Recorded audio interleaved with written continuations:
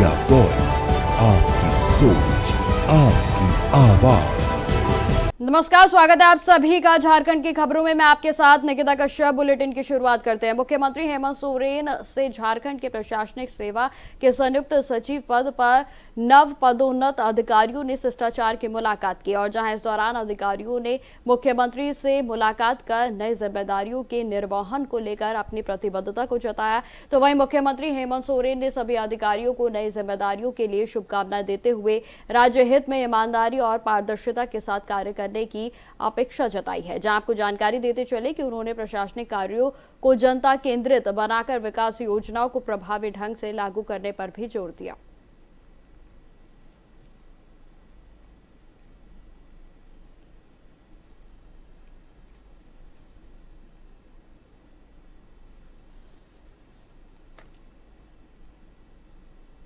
खबरों में आगे बढ़ते हैं। आप खबर दुमका से है, जहां बाबा चुटोनाथ बायोडायवर्सिटी पार्क का उद्घाटन जामा के विधायक डॉक्टर लुइस मरांडी के द्वारा किया गया। आपको जानकारी देते चले कि वन विभाग के द्वारा करीब 10 करोड़ रुपए की लागत से तैयार किए गए इस भव्य पार्क को पर्यावरण संरक्षण और जैव विविधता को बढ़ावा देने के उद्देश्य से भी विकसित किया गया है। और जहां उद्घाटन के दौरान विधायक ने कहा कि यह पार्क पर्यावरण जागरूकता के साथ साथ पर्यटन को भी बढ़ावा देगा और जहां पार्क में विभिन्न प्रजातियों के पौधे और प्राकृतिक संरचनाएं भी विकसित की गई हैं, जिससे कि लोगों को प्रकृति के करीब आने का अवसर मिल सके।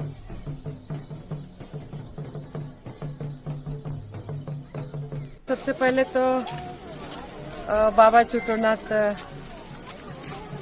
के प्रति हम अपना श्रद्धा समर्पित करते हैं। उन्हीं का यह कृपा है जो इतना दिन नहीं हो पाया था, लेकिन आज एक उन्हीं का ये आंगन है, उन्हीं का ये प्रांगण है और बिल्कुल एक उत्साह भरा जो माहौल दिख रहा है। और ये आज से शुभारंभ है और ये एरिया हमेशा गुलजार रहेगा, ये उन्हीं का कृपा हम मानते हैं।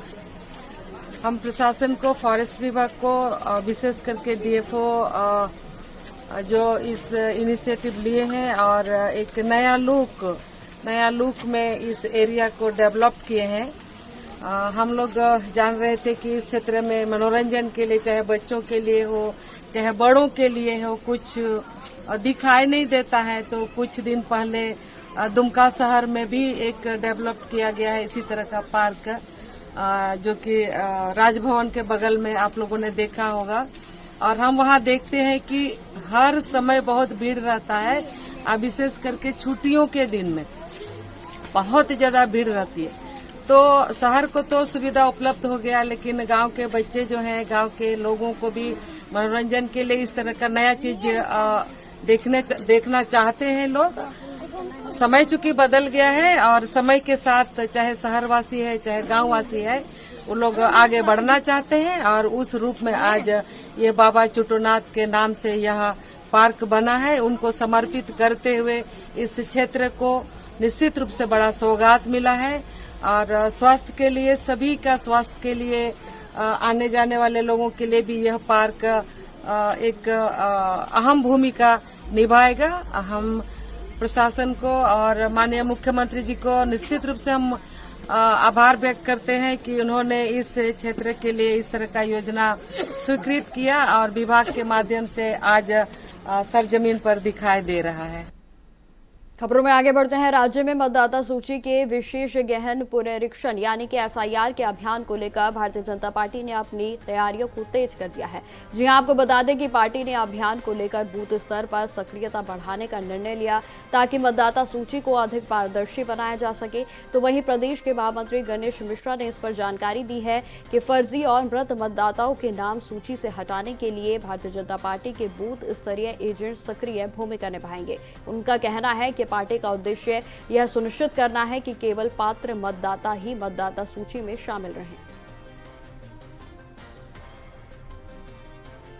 हम सभी जानते हैं कि इस झारखंड राज्य में पूरे देश के साथ साथ एसआईआर का काम अर्थात मतदाता गहन पुनरीक्षण सूची बनाने का काम चुनाव आयोग के द्वारा किया जा रहा है और चुनाव आयोग ने सभी राजनीतिक दलों से आग्रह किया है कि वो अपने दल के BLA-2 कार्यकर्ता का नाम और उसका फोटो वो निश्चित करके और राज्य जो जिला के पदाधिकारी कार्यालय हैं, चुनाव कार्यालय, वहां जमा कर। भारतीय जनता पार्टी ने ये काम अच्छे प्रकार से कर लिया है।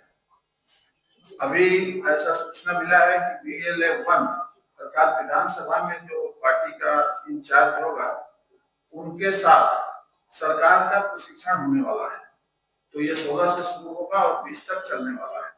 तो हम लोगों की चर्चा एक इस पर भी थोड़ी हुई थी और इस काम को हमको ठीक प्रकार से करना है, क्योंकि हम जानते हैं कि यहाँ के जो वोटर लिस्ट बने हैं, इस वोटर लिस्ट में अनेक ऐसे नाम शामिल हो गए हैं जो या तो भारत के नागरिक नहीं है, या जो नाम है भी वो यहाँ रहते नहीं है, जो नाम शामिल है वो या तो मृत पाए गए हैं या है नहीं। ऐसे बहुत सारे नाम इसमें जुड़े हुए हैं जिनको हटाना, जिनका संशोधन करना इस SIR के माध्यम से बहुत जरूरी है, ताकि आने वाले समय में जो चुनाव हो वो शुद्ध मतदाताओं का चुनाव हो, जो भारत के निर्वाचन प्रक्रिया में भाग ले सकता है।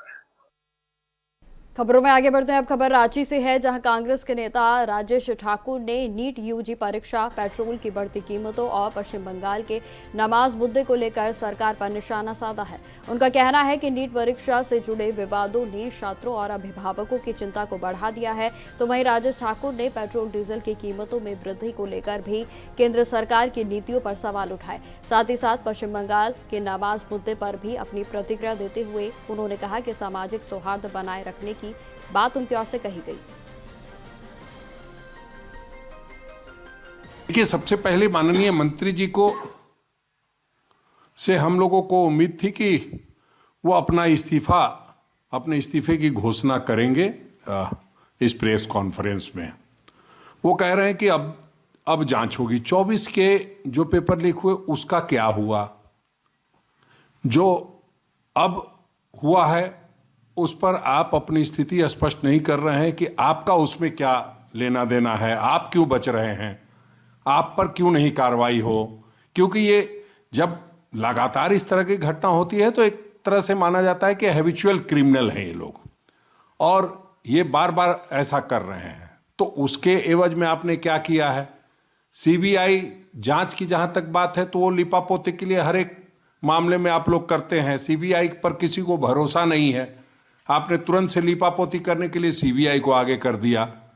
तो हम समझते हैं इस तरह की बातों का अभी कोई स्थान नहीं है। इनको सीधा अपना इस्तीफा सौंपना चाहिए और देश के छात्रों, उनके अभिभावकों से माफी मांगनी चाहिए कि आने वाले समय में ऐसा न हो, इसलिए मैं इस्तीफा दे रहा हूं। और जहां तक उन्होंने अगले वर्ष की तैयारी की बात बताई है, वो 24 में लीक के बाद भी बताई थी कि हम फुल प्रूफ करेंगे, और पता नहीं क्या क्या कहा था, फिर 26 में हो गया। तो हमें उनकी बातों पर बिल्कुल भी कोई भरोसा नहीं है। उनको सबसे पहले इस्तीफा देना चाहिए, ताकि ये लगे कि कहीं ना कहीं आप जो उसमें आपने गड़बड़ी की है, तो आपके रहते CBI क्या सही इंक्वायरी कर पाएगी? नहीं कर पाएगी। इसलिए पहले माननीय मंत्री को इस्तीफा देना चाहिए। आगे बढ़ते हैं। रांची में भारतीय जनता पार्टी के विधायक CP सिंह ने विभिन्न राष्ट्रीय और राजनीतिक मुद्दों पर अपनी प्रतिक्रिया दी। उन्होंने प्रधानमंत्री नरेंद्र मोदी की विदेश यात्राओं को लेकर भी किए जा रहे सवालों पर स्पष्टीकरण देते हुए कहा कि ऐसे दौरे देश हित और कूटनीतिक संबंधों को और भी मजबूत करने के लिए बेहद ही आवश्यक होते हैं। भारत एक ऐसा देश है जहां लोग अफवाह ज़्यादा फैलाते हैं, सच्चाई को जानते नहीं है। कौआ कान ले गया, कौआ के पीछे भागते हैं। भाई, अभी पूरे विश्व के अंदर आर्थिक संकट आया है, कोई भारत पहला देश नहीं है। उसके बाद भी भारत के अंदर आप देख रहे हैं कि किस प्रकार से संयम बरतते हुए और माननीय प्रधानमंत्री जी देशवासियों से अपील कर रहे हैं कि भाई आप ज़्यादा काफिले के साथ मत चलिए, मेट्रो का प्रयोग कीजिए, जहाँ बस की सुविधा है बस से कीजिए। तो क्या देश के लिए कोई इतना छोटा सा त्याग नहीं कर सकता है? भाई विदेश दौरा में भी कटौती की गई,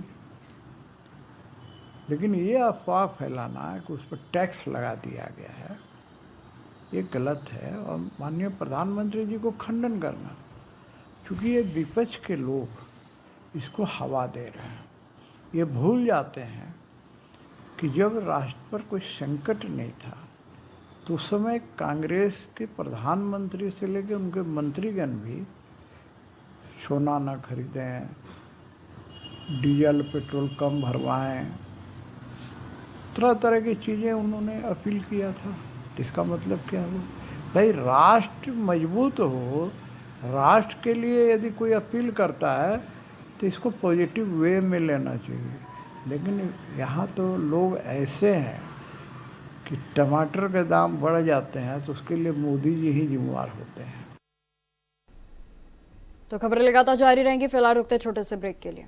तो ब्रेक के बाद एक बार फिर से स्वागत है आप सभी का। बढ़ते हैं खबरों की ओर। खबर जमशेदपुर से है, जहां पेट्रोल और डीजल की सप्लाई अब पूरी तरह से सामान्य हो गई है और जिले के उपायुक्त ने शहर के सभी पेट्रोल पंप संचालकों के साथ बैठक कर ईंधन की उपलब्धता और कीमतों पर भी जानकारी ली। आपको यह भी जानकारी दे दें कि प्रशासन ने स्पष्ट किया है कि शहर में पेट्रोल और डीजल की कोई भी कमी नहीं है, सभी पेट्रोल पंप्स पर नियमित रूप से आपूर्ति जारी है। तो वहीं उपायुक्त ने लोगों से अफवाहों पर ध्यान न देने और साथ ही साथ घबराकर ईंधन जमा न करने की भी अपील की। उनका कहना है कि जरूरत के अनुसार ही पेट्रोल और डीजल को खरीदे। प्रशासन ने चेतावनी दी है कि जमाखोरी और कालाबाजारी करने वालों के खिलाफ भी सख्त कार्रवाई सुनिश्चित की जाएगी। जहां कुछ लोग ईंधन जमा कर ऊंचे दामों पर बेचने की कोशिश कर रहे हैं और जिन पर निगरानी भी रखी जा रही है। बैठक किया था जिसमें पेट्रोलियम कंपनी जितनी हैं उनके संबंधित लोग थे, यहाँ पे एसोसिएशन के भी लोग थे और कुछ पेट्रोल पंप से संबंधित लोग थे। तो बातचीत से ये मामला सामने आया कि मुख्यतः लोग जो है वो पैनिक हो गए हैं। उन्हें ऐसा सोशल मीडिया से और विभिन्न माध्यमों से ऐसी जानकारी प्राप्त हो रही है कि भविष्य में हो सकता है कि पेट्रोल डीजल का किल्लत हो जाए, इसलिए लोग ओवर बाइंग कर रहे हैं, उसको खरीद करके जमा कर रहे थे। तो हम लोगों ने इसीलिए सबके साथ एक बैठक किया और सबसे पहले सप्लाई जो हमारा जहाँ से हो रहा है, सप्लाई के बारे में हम लोगों ने जानकारी प्राप्त की। तो वो हमें पूरी तरह से निश्चिंत किया गया कि सप्लाई का कोई भी इशू नहीं है, जितना डिमांड है उतना सप्लाई हो रहा है। बट पैनिक बाइंग के कारण क्या हो रहा है कि कई पेट्रोल पंप पे पेट्रोल का बहुत अत्यधिक बिक्री शुरू हो गया है। जहाँ पे 7,000 लीटर की बिक्री हो रही थी प्रतिदिन, वहाँ पे 40,000 लीटर की बिक्री हो रही है। राज्य में चिकित्सा शिक्षा को बढ़ावा देने के लिए केंद्र सरकार ने सरकारी मेडिकल कॉलेजेस में एमबीबीएस की सीटें बढ़ाने की मंजूरी दे दी है। जी हां, आपको बताते चले कि इस फैसले से मेडिकल शिक्षा के क्षेत्र में छात्रों को बड़ा लाभ मिलने की उम्मीद जताई जा रही है। तो वहीं मंजूरी के तहत धनबाद के CNMMCH और जमशेदपुर के MGM मेडिकल कॉलेजेस में एमबीबीएस की सीटों की संख्या बढ़ाकर 250 की जाएगी और इससे राज्य के विद्यार्थियों को मेडिकल शिक्षा के अधिक अवसर भी उपलब्ध होंगे। तो साथ ही साथ स्वास्थ्य सेवाओं का भी विस्तार होगा।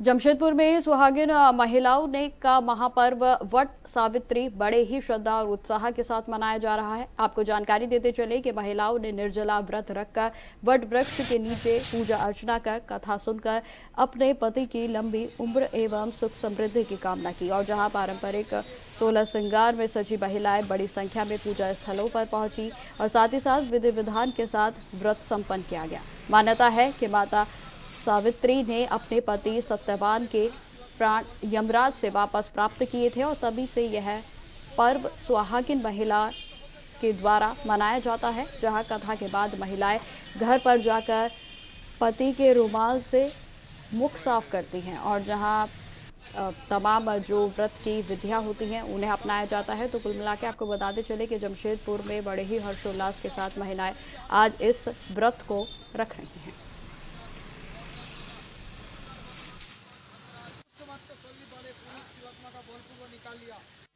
बोलना चाहते हैं, सती अपने पति के लिए बड़ा एक ही उपवास करके अपना पत्नी को अपना से अपना पति का प्राण वापस लाई से लड़कर है ना।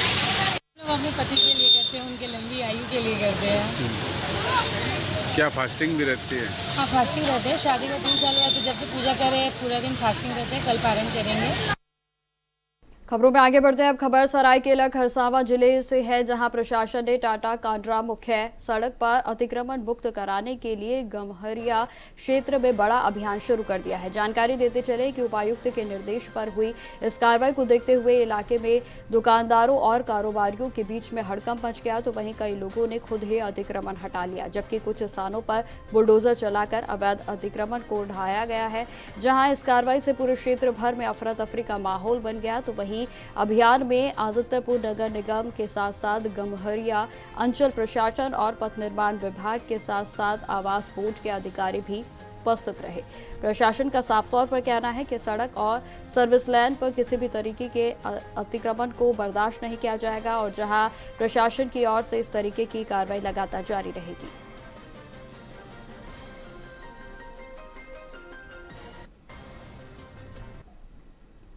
खबरों में आगे बढ़ते हैं। चांडिल अनुमंडल के कुकड़ू प्रखंड में स्थित झारखंड की बालिका आवासीय विद्यालय में पेयजल के संकट और अन्य समस्याओं को लेकर प्रशासन हरकत में आया है। जी हां, जानकारी देते चले कि प्रखंड विकास के पदाधिकारी राजश्री ललिता बाखला और प्रभारी अंचल अधिकारी अभय कुमार द्विवेदी ने विद्यालय पहुंचकर स्थिति का निरीक्षण किया और जहां एक एक समस्या का क्रमबद्ध तरीके से जांच की गई है। जानकारी के अनुसार पिछले कुछ दिनों से विद्यालय में पानी भी पूरे तरीके से सप्लाई नहीं हो रहा है और इस सप्लाई को अब पूरे तरीके से बंद भी कर दिया गया था। साथ ही साथ चापाकल खराब पड़े हैं, जिससे कि छात्रों को दैनिक कार्यों में भी भारी परेशानियों का सामना करना पड़ रहा था। विद्यालय की शिक्षिका कुमारी तनुश्री ने इस पर जानकारी दी है कि समस्या की सूचना विभाग को दी गई थी, लेकिन समय पर कोई भी समाधान विभाग की ओर से सुनिश्चित नहीं किया जा रहा है।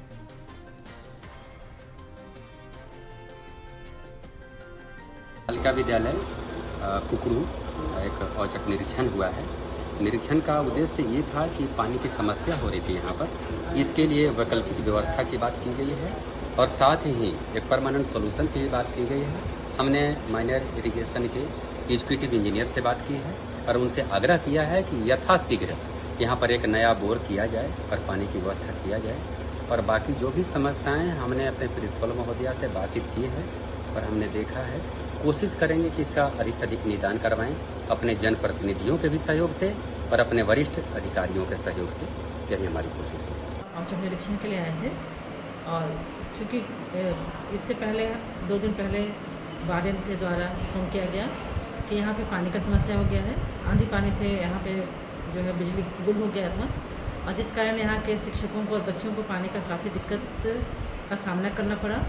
और ये जो है हमारी विधायक मैडम सविता मैडम के संज्ञान में ये जब ये बात आया गया तो उनके द्वारा मुझे निर्देश दिया गया कि जाकर के त्वरित कार्रवाई इस पर किया जाए।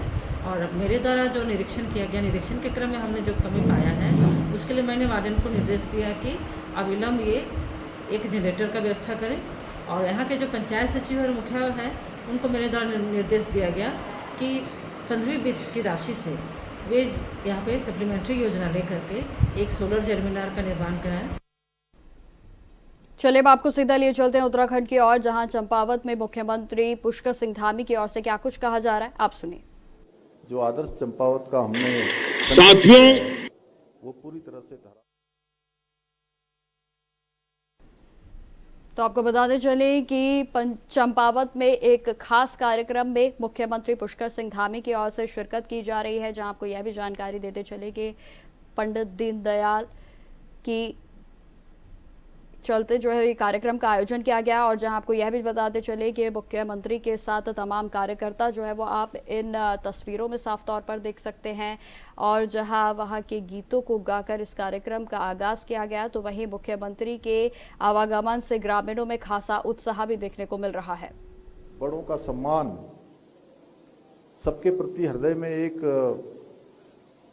कुछ करने का भाव और राष्ट्र सेवा के संकल्प को नई ऊंचाइयों तक ले जाने का एक महाअभियान है। श्रद्धेय पंडित दीनदयाल उपाध्याय जी ने जो एकात्मवाद का दर्शन दिया था, जो राष्ट्र के सर्वांगीण विकास का मार्गदर्शक सिद्धांत है, और ये दर्शन हमें सिखाता है कि व्यक्ति, समाज और प्रकृति के बीच संतुलन स्थापित करके ही राष्ट्र का समग्र विकास संभव है।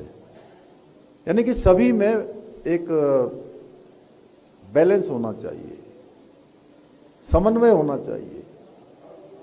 जैसे आप लोग देखते होंगे, मैं हमेशा कहता हूं इकोलॉजी, इकोनॉमी और उसके साथ टेक्नोलॉजी।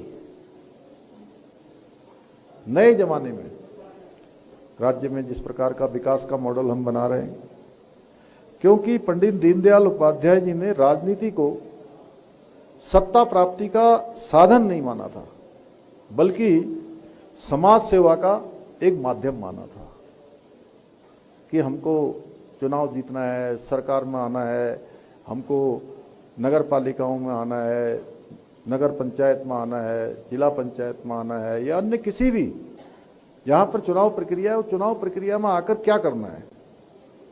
ये एकात्म मानववाद जो उन्होंने हम सबके सामने एक ध्येय रखा, आगे के लिए सिद्धांत रखा, तो इसलिए हम संगठन को सर्वोपरि मानते हुए उन्होंने कार्यकर्ताओं को उसकी आत्मा बताया।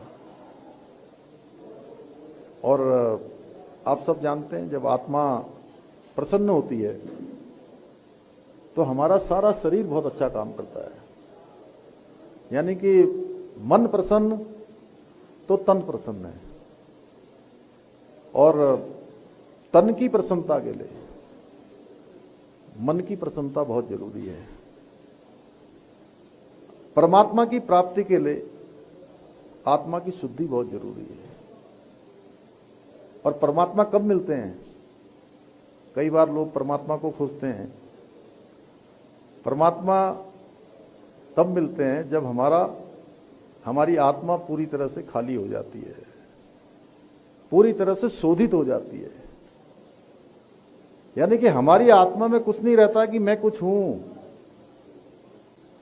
मेरे अंदर बहुत सारे गुण हैं, मेरे अंदर बहुत सारी विशेषताएं हैं, बहुत सारी विद्वत्ता है, बहुत सारी जानकारी है, या मेरे अंदर अहम का भाव है। जब हमारे अंदर इस प्रकार का भाव रहता है तो हम परमात्मा को खोजते ही रह जाते हैं, और परमात्मा हर किसी की आत्मा में है।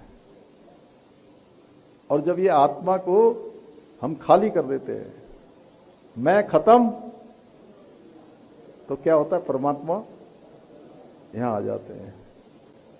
कोई कहता है गुरु बताएंगे, महाराज बताएंगे, वो सब हमारा मार्गदर्शन करेंगे, लेकिन सही में हमें अपना स्वयं का ही मार्गदर्शन करना होता है।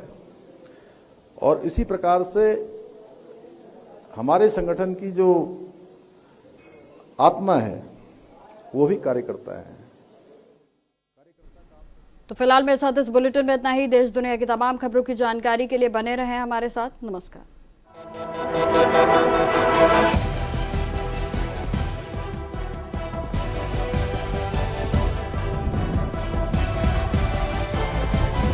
इंडिया वॉइस, आपकी सोच, आपकी आवाज।